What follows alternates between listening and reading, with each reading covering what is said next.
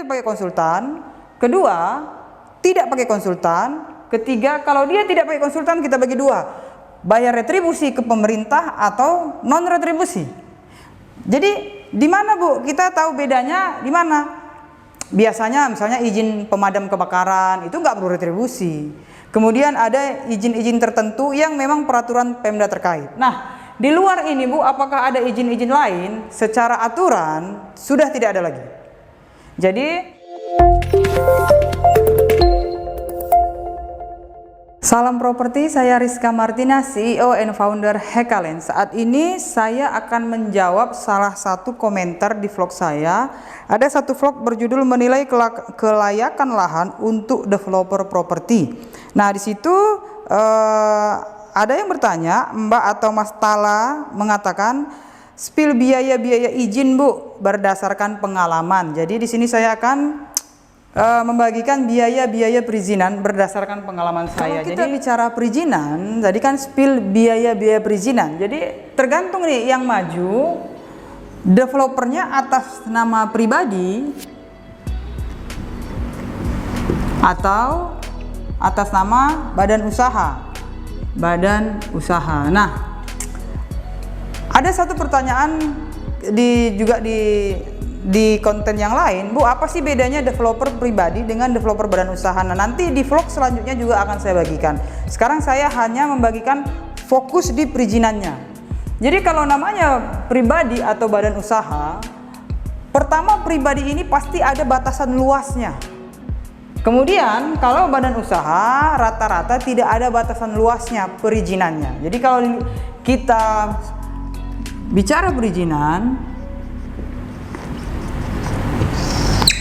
pribadi tidak punya batasan luas, kalau pribadi dia ada batasan luas perizinannya, misalnya batasnya 1 hektar 5.000 meter. Tapi kalau badan usaha tidak ada batasan berapa luas tanah yang mau dia kembangkan. Itu dulu satu. Nah, kedua, kalau kita bicara pribadi dan BU, yang pertama pasti izin utama atau izin prinsip atau izin lain-lain, ini dulu yang pertama. Izin prinsip. Apakah sebelum izin prinsip ada izin-izin yang lain? Ada untuk badan usaha. Tapi kalau atas nama pribadi biasanya langsung kemari. Nah, kemudian Bu, saya dengar tahun ini izin prinsip sudah dihapuskan. Benar.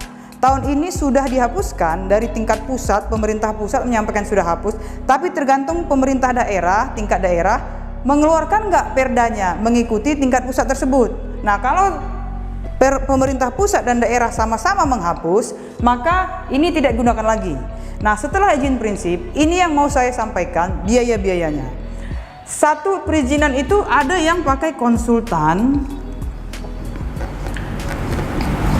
ada yang tidak. Nah, ini dulu. Jadi memang misalnya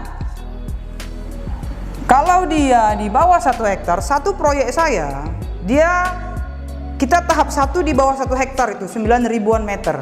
Maka izin lingkungan hidupnya, kalau Bapak Ibu tahu peraturan mengenai UKL UPL, upaya pemeliharaan lingkungan atau pengelolaan lingkungan, ya saya kurang hafal lebih detailnya karena ada bagian terkait.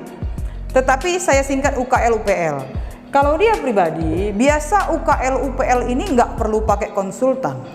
Jadi dia hanya izin pengelolaan lingkungan dia namanya atau IPL. Ini hanya ditandatangani oleh dinas terkait. Tidak perlu biaya-biaya. Tetapi kalau badan usaha, dia UKL UPL. Nah, yang mengeluarkan ini bukan developer. Kenapa?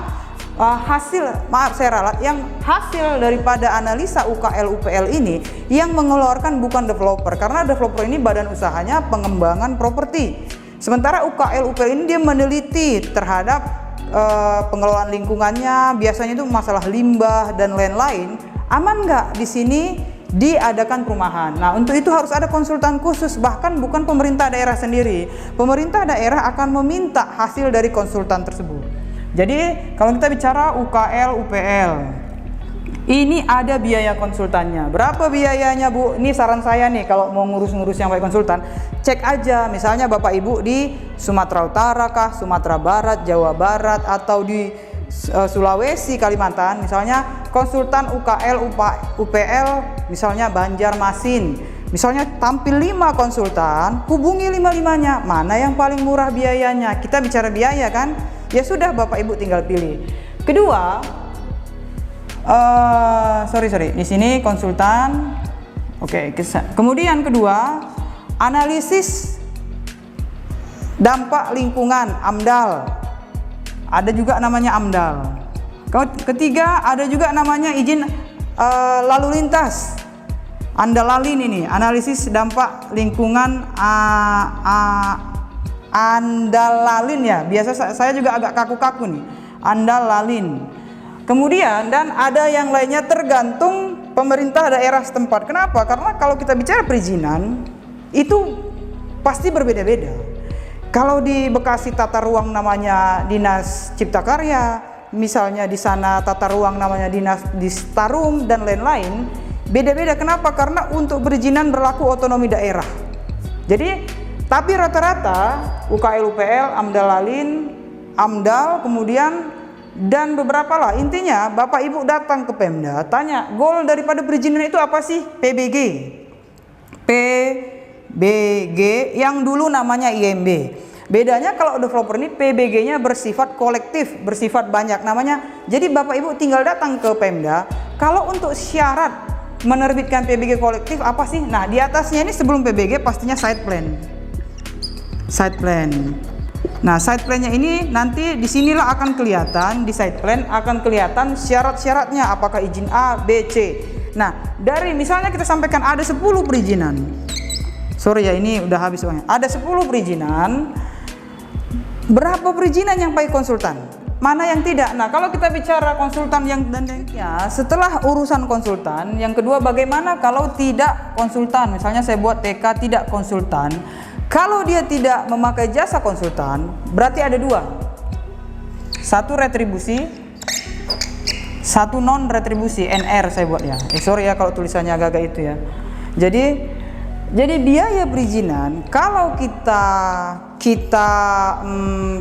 kelompokkan, 1 perizinan itu pakai konsultan, kedua tidak pakai konsultan, ketiga kalau dia tidak pakai konsultan kita bagi 2, bayar retribusi ke pemerintah atau non retribusi. Jadi di mana Bu kita tahu bedanya di mana? Biasanya misalnya izin pemadam kebakaran itu nggak perlu retribusi. Kemudian ada izin-izin tertentu yang memang peraturan Pemda terkait. Nah, di luar ini Bu, apakah ada izin-izin lain? Secara aturan sudah tidak ada lagi. Jadi ketika masuk, kalau kita bicara konsultan UKL, UPL, AMDAL atau ANDALALIN atau konsultan lainnya, di luar satu lagi terakhir adalah izin tanah makam. Jadi tanah makam itu kalau misalnya Kalimantan Selatan itu ada yang tanah makamnya dia minta 5% Pemdanya. Kalau di Jawa Barat 2%. Jadi tergantung daerah masing-masing. Jadi tanah makam itu 2% dari total lahan dibeli oleh developer, di tanah lain diserahkan ke Pemda. Jadi tanah makam itu untuk warga yang tinggal di situ. Jadi Bapak Ibu ada 4 konsultan, tidak dengan konsultan yang dibagi dengan retribusi atau non retribusi. Kemudian yang terakhir adalah tanah makam.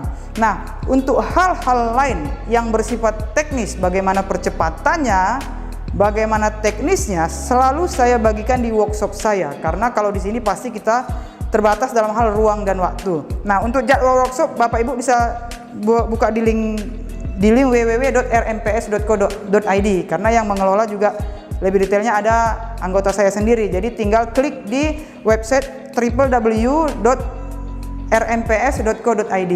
Nah, jadi demikian biaya perizinan yang dapat saya bagikan. Selanjutnya kita bicara apa bedanya developer pribadi dengan badan usaha dari segi perizinan, dari segi legalitas dan lain-lainnya yang akan juga saya bagi beberapa bagian. Kalau ada pertanyaan-pertanyaan bisa di kolom komentar. Nah, kalau ada yang minta, kadang kan juga saya di report oleh admin minta nomor HP, kemudian mau belajar bagaimana, yang tadi saya sampaikan Bapak Ibu di website rmps.co.id. Bahkan biasanya kalau di workshop saya itu kita malah jadinya di link kerjasama itu, di link kerjasama, di link proyek, di link bahkan banyak hal terkait bisnis, bukan sekedar guru dan murid, tetapi kita juga banyak juga diskusi. Nah begitu juga banyak juga yang datang yang memang proyeknya lagi bermasalah, datang kita konsultasi dan proyek itu berjalan dengan beres. Jadi kalau memang kita mau langsung ketemu, kita bisa bertemu di workshop saya. Di situ juga saya membagikan nomor handphone, masuk ke grup WA, semua konsultasi di situ sehingga semuanya bisa tahu. Baiklah, demikian dari saya. Semoga ini bermanfaat. Silakan kalau ada yang bertanya di kolom komentar. Salam properti, salam.